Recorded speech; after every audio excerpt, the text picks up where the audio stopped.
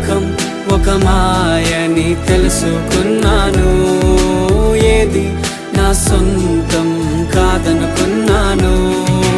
తప్పిపోయిన కుమారుని నేనైతే నా కొరకై నిరీక్షించే తండ్రి నా యేసు. తప్పిపోయిన కుమారుని నేనైతే నా కొరకై నిరీక్షించే తండ్రి నా యేసు. ఈ లోకమంతా నేను వెతకినా నాకు లేదయ్యా ఎక్కడా ఆనందం. నీ సన్నిధిలో ఒక్క క్షణం